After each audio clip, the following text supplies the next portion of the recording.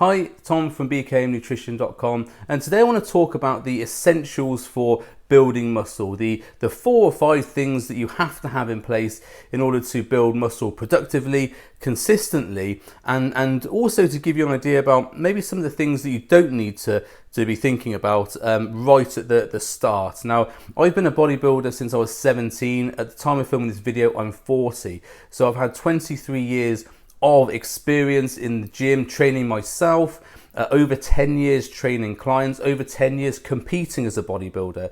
So I've tried a lot of different supplements, a lot of different training routines, a lot of different methods in order to build muscle. And there are 4 or 5 things that I keep coming back to as a consistent base. And this is what I teach my clients.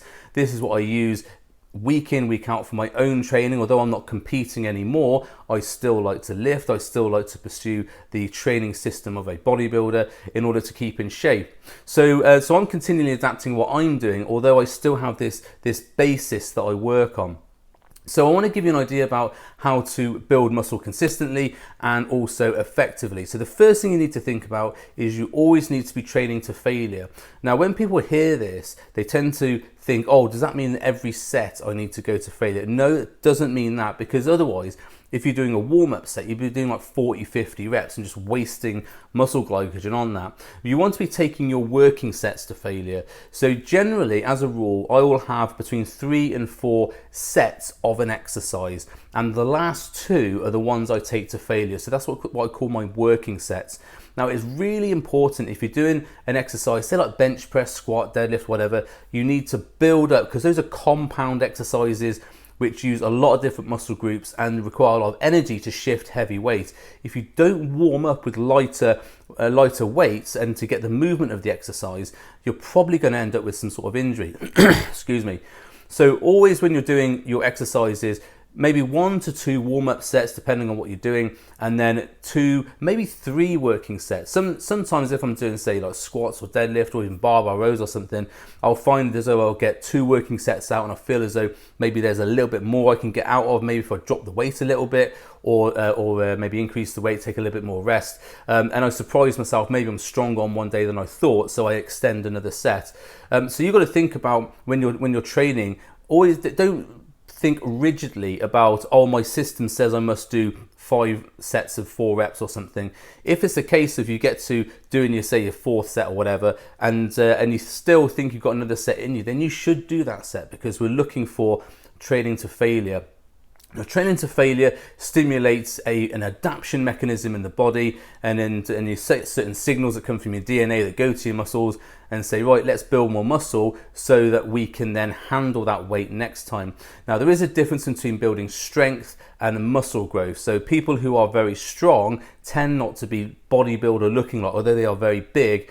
And also, if you're looking at, say, bodybuilders, although they are strong, they're not in the world's strongest man. So you've got to think about what you're trying to accomplish here. If you're trying to accomplish a strength adaptation, you need to be thinking about 5 reps as a maximum on your strength sets. And if we're thinking about being a bodybuilder for hypertrophy, as in muscle growth, we want to be looking at a minimum 7 reps, all the way up to maybe 20 reps to failure. Now, it's important that you think about what you're trying to accomplish here. Now, if I'm training for myself, I'll always incorporate some sort of strength exercise in every workout. So I'll always do, say deadlifts or squats or bench press, something like that, which will be maybe going up to sort of 5 or 6 reps as a maximum. I will never do like a 1 or 2 rep max as a rule. The only time I maybe do that would be as a deadlift, just to test my strength. But generally, when you're talking about being a bodybuilder, we're looking to do volume in terms of growing the muscle. So 1 to 2 rep maxes are not needed, in my opinion, as a bodybuilder to grow as a bodybuilder. Although I do see a lot of people who wanting to grow their muscles bigger doing 1 or 2 rep sets to maximum, trying to be a power lifter, and then getting injured because they haven't got all the associated mechanisms to support that.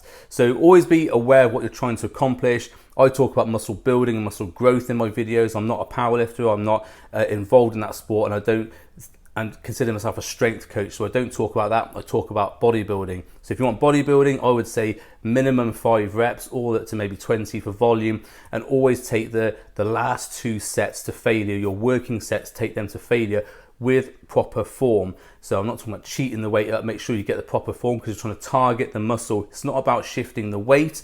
It's about targeting the muscle and contracting that muscle. If you have to cheat the weight up, you're taking the emphasis away from that muscle. You're not targeting that muscle. Yes, you'll lift the weight, but you won't target the muscle, and potentially that muscle won't grow as big as it would have if you kept the form correct and maybe done a few less reps with stricter form. So always take the exercise to failure.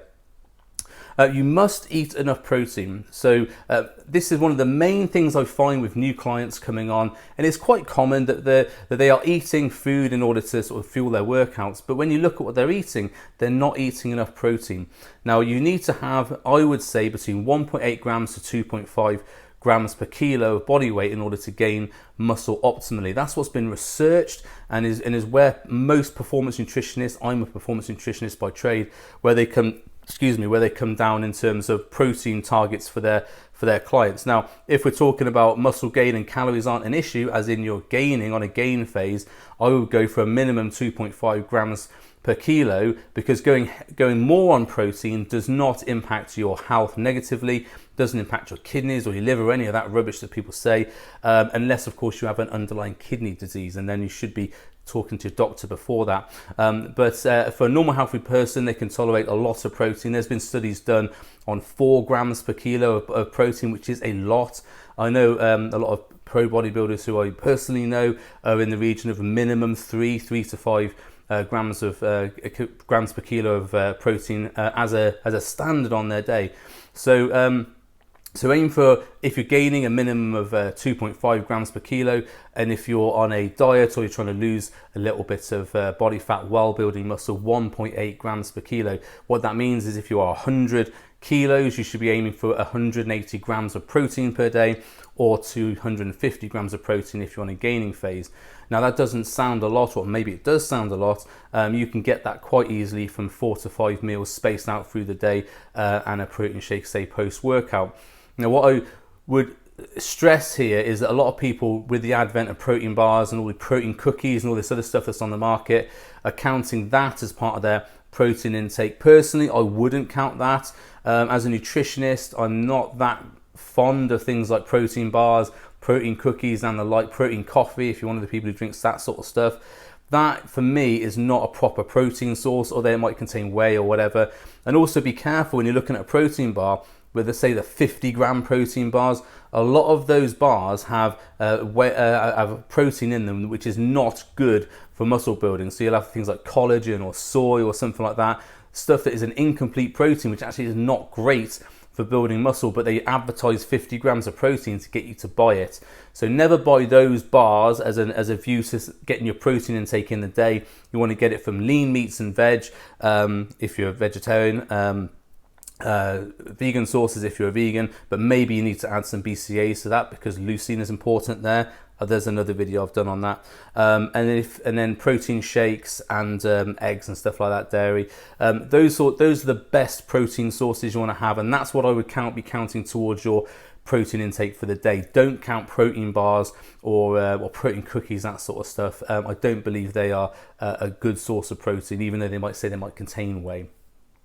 You need to rest to allow growth. Now, this is something I see a lot from, say, newbies who are trying to gain muscle. But certainly when I was a 16, 17-year-old kid going into a gym full of bodybuilders, I wanted to train every single day for 2 to 3 hours. And that's what I was doing for a little while, until one of the bodybuilders at the gym took me aside and said, mate, you need to go and rest and eat in order to grow muscle. You're going to burn yourself out. And I've remembered that lesson, because that guy was massive. I remember that lesson for the rest of my life, and obviously it is now something I've researched and looked at, and you do need to have rest. Overtraining is a real thing. It can happen, especially if you're training with say big compound movements like squats, excuse me, deadlifts and the like.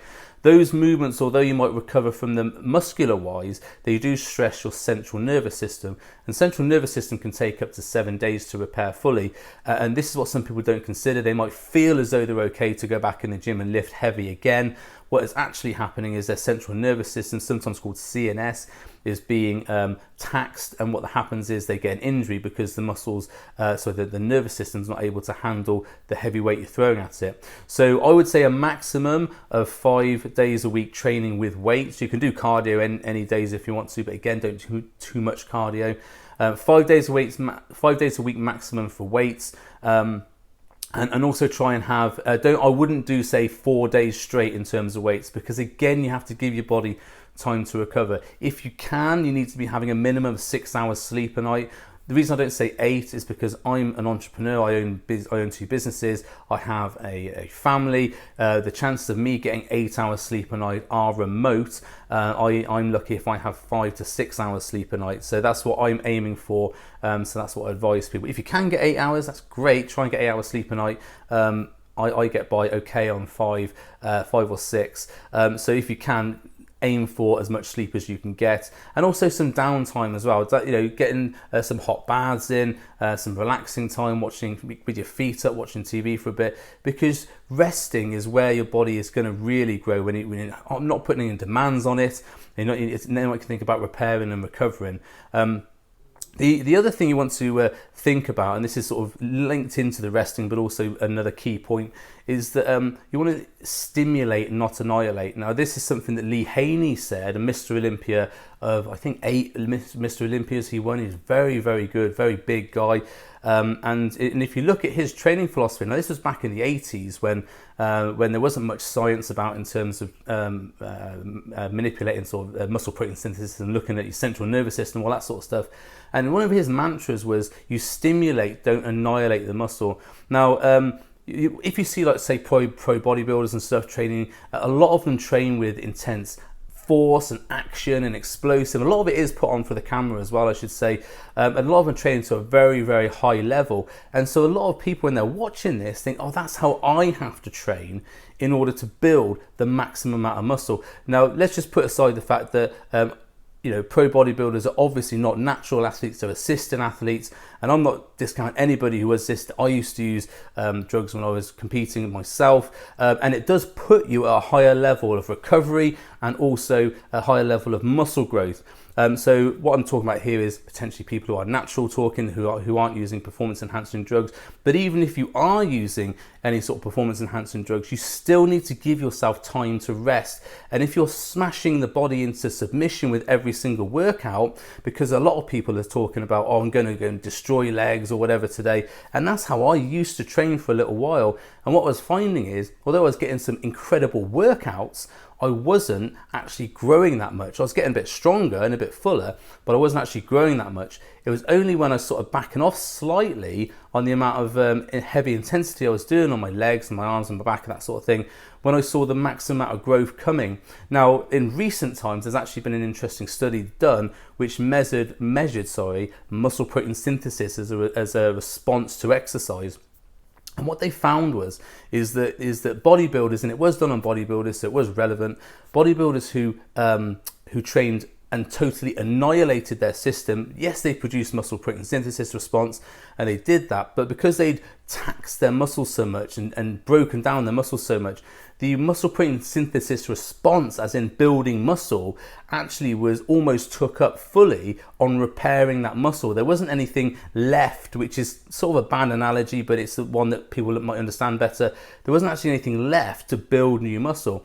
And when you looked at people who were training to failure, yes, it's getting that failure signal in, but then weren't totally annihilating the muscle, they had a better growth response than the people who are totally smashing the workout. Now, there's people who say, yeah, I don't train like a weakling or whatever else, but you need to train sensibly. If you want to grow maximum muscle, you need to train sensibly. And that involves obviously not doing stupid weights and stupid things with weights. And I'll hold my hand up. I've done stupid things with weights in the past and got injured. And when I was training with proper sense and reducing my volume and form, ironically I didn't. I grew bigger, but I actually didn't get injured. So just take it from me that, and from a lot of people I know as well, it's hard not to do stupid things when you are in the zone and you're training hard, but always have a little think about, you're looking to take the muscle to failure and send that signal once you've done that, once you've said the signal, you don't need to keep sending it. You've already told the body you want to get bigger. You don't need to be overloading it because it's not going to send more muscle building signals. You just need to send that signal, tell the body you need to grow, and that's it. Get out of the gym, go home and rest, recover, and then you can come back and maybe train again that muscle group in 2 or 3 days time, rather than 7 days when you're having to rest for ages because you can't walk. So quote from Lee Haney, stimulate, don't annihilate, actually has been sort of backed up by some research recently. So take the muscle to failure, as in point 1, but don't completely destroy it so you can't walk out. It's not a badge of honor, although you might get a high five from your bros in the gym. You're probably not going to grow as fast as someone who's taken a bit more sense and time to think things through. Also be aware that pro bodybuilders are in the top 1% of people who train with weights and are bodybuilding. They are genetically much better than pretty much everybody around. That's why they're pro bodybuilders. They are that top elite. And there is this mentality from some people that they can accomplish and be a pro bodybuilder when genetically they obviously haven't got the genetics to be able to do that, and then you get people who are trying to sort of reinforce that with more drugs and more supplements and everything else, and feeding themselves. If you are a pro bodybuilder, your pro bodybuilder potential, you will know it in the first couple of years of training, because you will see massive muscle growth within the first couple of years of training and in that shape of a bodybuilder.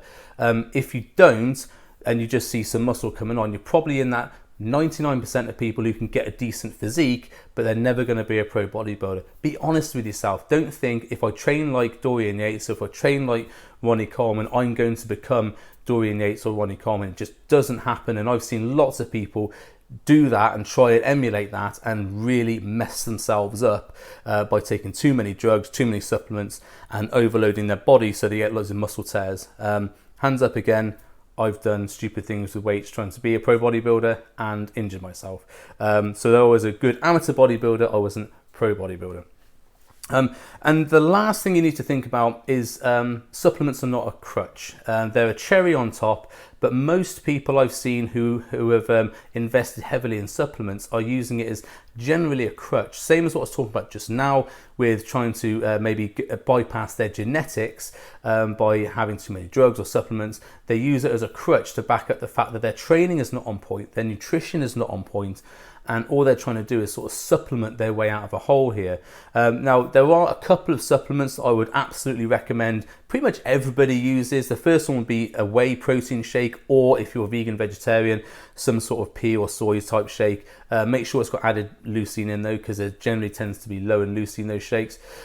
Make sure you have some sort of shake for, say, a post-workout, or convenience when you can't get a meal in, because we need to have protein every sort of three-ish hours to be able to maximize the muscle protein synthesis signal from having protein every couple of hours.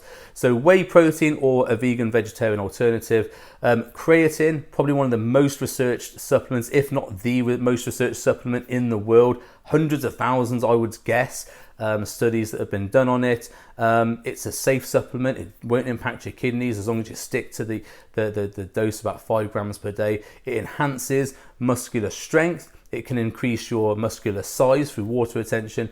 And there's also now some decent stuff coming out about brain health, and also some links to fat loss. So creatine, I would say, is a staple for pretty much everybody. I would recommend that unless you've got some sort of genetic aversion to creatine, like one of my friends who I run one of my programs with, she's got an issue with creatine, she can't have it. But that's the minority of people. So I'd recommend creatine for most people. It does enhance your workouts. Take it after your workout, don't take it before your workout. And then potentially, I say maybe some sort of pre-workout, some sort of caffeine to give you a stimulant pre-workout. I've had really good results from using like a pump product pre-workout. Now, there's no stimulant in those products, because if you think this through, when you're using a stimulant, what happens is the stimulant contracts your blood vessels, so it gives you a bit more blood pressure, so you can, and then you've got a little bit more energy. And a pump product is a vasodilator, so it expands your blood vessels, so you can get more blood into the muscle. So you can still get a good pump with a stimulant product, but I wouldn't recommend combining the two together, because you're going to be working against maybe the vasodilation and the vasoconstriction are going to work against each other there, maybe cancel each other out. So pick one or the other. I've had some awesome workouts with a pump product. There are some decent ones on the market. Generally that can give you a bit more of a psychological boost because you're getting more of a pump in the gym. And there's also some links with research to the pump helping with building muscle as well. Apart from that, generally I wouldn't say there's any supplements that would really benefit people who are looking for bodybuilding. And I'm talking now not about competing athletes, because that's again the top 5% of people, but people who are looking to build muscle as a recreational thing or as a lifestyle thing to do. You don't need to invest massively in tons of supplements. People use BCAAs all the time. I do use BCAAs in my water because I don't like the taste of water when I train, but that's about the only time I would ever have BCAAs. If you're a vegan or vegetarian, you might want to incorporate BCAAs for the leucine and the branched amino acids. But apart from that, there's no other real supplements apart from the whey, the creatine, some sort of pre-workout that I recommend. Now, contrary to that, there's a lot of vitamins that I do recommend people buy for immune health, and I have got a video on boosting your immune health. So as a rundown, garlic, vitamin C, zinc and vitamin D3 are staples for my clients. But apart from that, a lot of the supplements are let's say tenuous links with research. Now there are some really good ones out there which I use, and they're not performance enhancing, but they're good for sort of overall health. One would be like a joint care supplement, so things like Cissus are quite good for that. And also I use ashwagandha and lion's mane in a supplement for mental health. So I won't go into that now because there's a lot of other information there. But ashwagandha is sometimes potented as or presented as a testosterone booster. It's not really that. It doesn't really do that. But it is very good for coping with stress. And I have a lot of stress in my life because I have 2 businesses and a family. And so I find ashwagandha does help with that. So that's not going to enhance your performance or build your muscle, but you've got to think about maybe the fuller picture in what if you have a happy mind and happy joints, and your gut is healthy, and your immune system is healthy. Well, then you're going to be able to build muscle at a better rate, because you're not going to be subject to all the other things that other people are who are stressed, unhealthy, lots of colds and stuff like that. So what I would recommend is take a more holistic view of your health. And it's not just what supplements can I buy to make me massive, it's what supplements can I buy to make the machine more efficient, so that when I go to the gym, I can recover better, I have increased mental focus, I have better recovery ability in terms of my immune system, and my joints are okay. Because all those things, if you don't have them right, they will come back to bite you and you won't be able to train and build muscle. So I hope that is a good rundown for you. It's a bit of a generalist approach, but those are my sort of 4 or 5 key things that I would be looking at for all clients before I would then move on to other more refined supplements. And there are supplements that can be used as a sort of a conditionally essential supplement. So things like carb loading supplements and things like that, they can be useful at certain points, but they're certainly not something that are a necessity in order for you to build muscle. So if you've got those 4 or 5 things I've just said all in place, that's the time to think about other supplements. And if you are looking to use performance enhancing drugs, I absolutely recommend you do your research on that first, because there are a lot of very shady people who will try and sell you certain things and they probably aren't what is in the bottle. But that's not a discussion for this video. This is about natural bodybuilding and the best practices for that. So I hope this video was helpful, and if you've got any questions or comments, please leave me a comment below, or send me an email if you want to. Subscribe if you haven't subscribed, and let your friends know about this video if you think it will help them. Thanks for watching, and I'll catch you on the next one. Cheers.